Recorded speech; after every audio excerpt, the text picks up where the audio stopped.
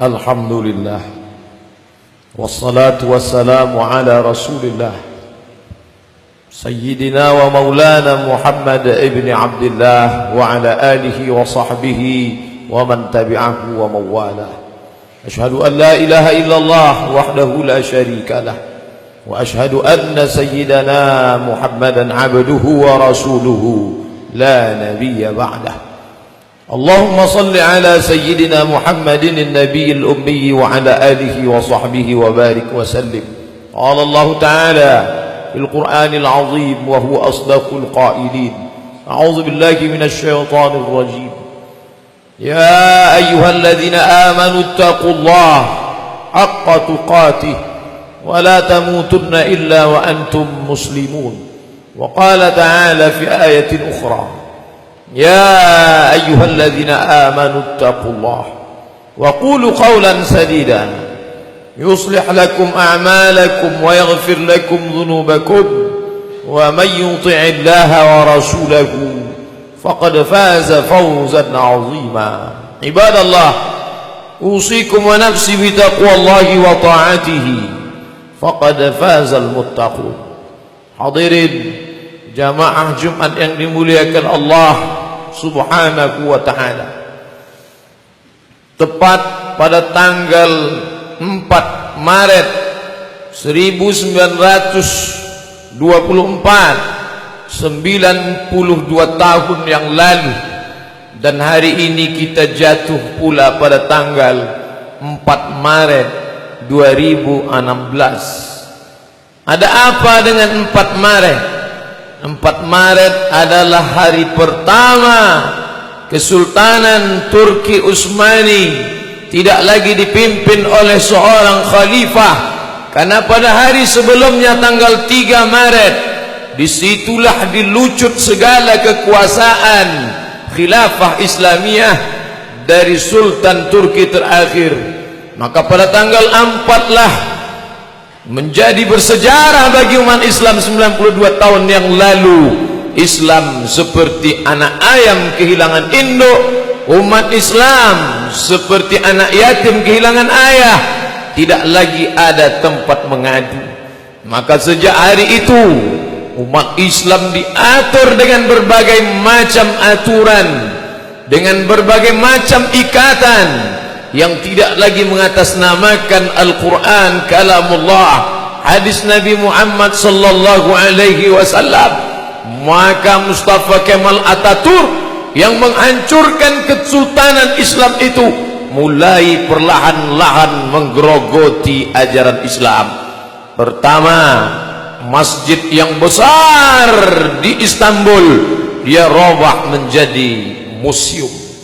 Masjid itu dengan tetesan darah dibebaskan dari tangan orang kafir. Dulu kota itu bernama Konstantinopel, didirikan oleh Kaisar Konstantin dari Romawi. Direbut seorang panglima Islam yang namanya sama seperti nama Sayyidina Muhammad sallallahu alaihi wasallam. Nabi berjanji, la tafta'unnal Konstantiniyah, kalian akan menguasai Konstantinopel. 1000 tahun sebelum itu dikuasai, Nabi sudah memberikan gambar gembira, kalian akan menguasai Konstantinopel. Orang-orang kafir saat itu tersenyum, ini Nabi gila, tukang sihir, majnun, kadzab, pendusta. Dari mana orang Arab Badui yang buta huruf tidak dapat membaca ini mengatakan akan menguasai Konstantinopel? Ternyata ada seorang tua setiap petang memandikan anaknya di seberang sungai. Dia tunjuk ke seberang, wahai anakku, nanti kelak kau akan menjadi seorang yang dewasa, kau akan menjadi panglima perang, dan kau akan menguasai Konstantinopel. Janji nabimu, wahai anakku, anakku, nabimu 1000 tahun yang lalu sudah berjanji bahwa kau akan membebaskan Konstantinopel. Maka dirobahnya nama itu dengan nama Istanbul, dialah Muhammad Al-Fatih. Tapi ternyata Mustafa Kemal Atatürk mengkhianati itu, dia robah masjid besar itu menjadi museum. Lalu kemudian bahasa Arab dia larang, ada yang boleh berbahasa Arab, Lalu kemudian pengeras suara dia larang, tidak ada yang boleh. Kelompok-kelompok umat Islam dihapuskan, tarekat-tarekat tempat berzikir dihancurkan, perempuan-perempuan berjilbab dilarang, bahkan digalakkan memakai rok pendek karena Eropa sudah menjadi kiblat, tidak lagi ke Ka'bah Al-Musharrafah, tidak lagi ke Makkah Al-Mukarramah. Cara pakai orang Eropa, cara hidup orang Eropa, betul kata Allah, lan tanalul birra hatta tunfiqu mimma tuhibbun. Kau tidak akan mendapatkan kebaikan sampai kau berikan apa yang kau sayangi.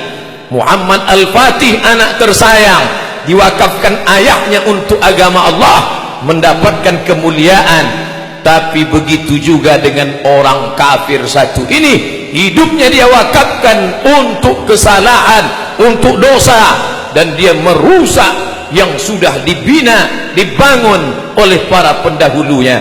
Akhirnya seluruh negeri-negeri Islam hancur seperti yang dikatakan Nabi, la yusikanna, aku khawatirkan tak lama lagi masanya kalian akan seperti makanan di atas meja makan, satu menarik kepalanya, yang satu menarik ekornya, yang satu menyobek paha dadanya, semuanya merebut.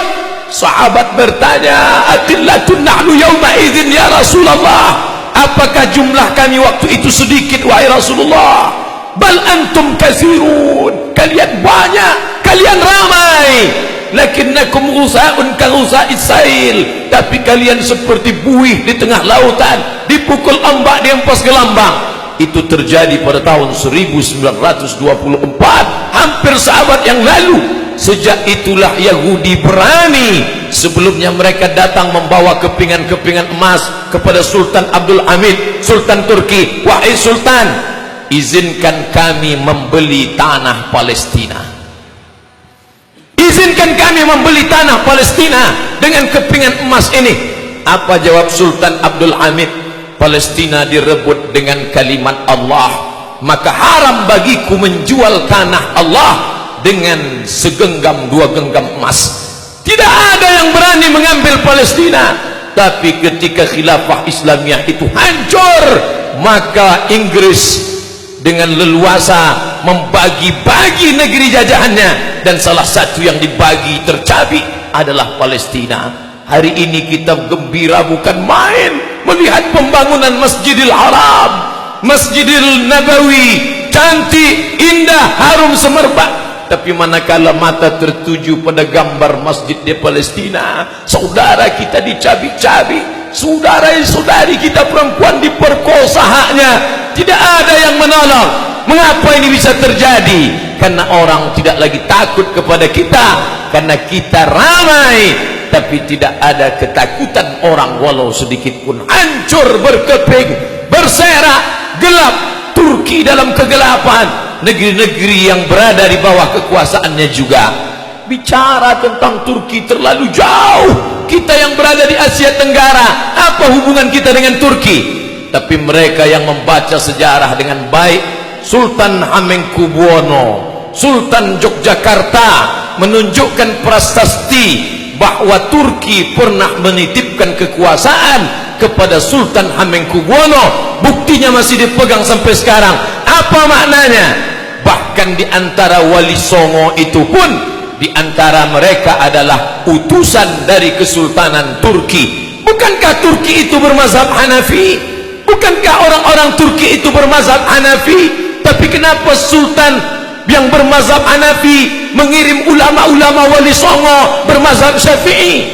Dia mengerti dakwah. Kami memang bermazhab Hanafi, tapi kami tahu nun saudara kami yang jauh di sana mereka bermazhab Syafi'i. Maka mereka kirim para ulama dan dai yang bermazhab Syafi'i demi keutuhan, demi keselamatan. Mereka lah dulu yang menerangi bumi Nusantara ini, yang sebelumnya nenek moyang kita menyembah batu, menyembah lembu, menyembah setan. Tapi begitu dai Islam dari Turki itu datang, semuanya bersyahadat, asyhadu an la ilaha illallah wa asyhadu anna Muhammadan Rasulullah. maka kejatuhan Turki juga ikut menjadi keruntuhan kita. Apakah malam tak berakhir? Tak tampakkah cahaya? Ternyata di tengah gelapnya sekularisme, di tengah gelapnya westernisasi kebarat-baratan, dalam kekuasaan Islam kalah, dalam politik Islam jatuh, dalam ekonomi berkeping. Tapi ada satu titik terang, ada satu yang tidak dihapuskan oleh Mustafa Kemal Atatürk. Apa dia? Madrasah Imam wa Khatib. 1924 masjid tidak lagi ramai, khamar dihalalkan, perjudian, prostitusi, pakaian pendek, semuanya merajalela. Tapi ada satu yang tidak dapat dihapuskan, Madrasah Imam wa Khatib. Ada sekolah khusus untuk imam dan khatib. Pelan tapi pasti, walaupun negara sekuler, walaupun orang mabuk di tengah jalan, walaupun diskotik di mana-mana, Madrasah Imam wa Khatib tetap eksis. Guru-guru dengan keikhlasan mengajarkan Al-Quran, guru-guru dengan lillahi ta'ala mendidik anak-anak. Subhanallah, Masya Allah, dari Madrasah Imam dan Khatib itu hampir seabad lamanya mereka ingin memadamkan cahaya Allah. Yuriduna ayyutfi'u nurallah, mereka ingin memadamkan cahaya Allah. Wallahu mutimmu nurihi, tapi Allah menyempurnakan cahayanya. Masya Allah, ada satu yang tak padam, Madrasah Imam wa Khatib. Dari sekolah imam dan khatib ini lahirlah seorang pemimpin yang hari ini disegani dunia, yang berani duduk meletakkan tapak kakinya di wajah Simon Peres laknatullah alaih. Dia berani menunjuk wajah Simon Peres. Inilah orang yang berani membunuh anak-anak Palestina. Ya qatilil abriya, wahai engkau yang berani membunuh anak-anak Palestina.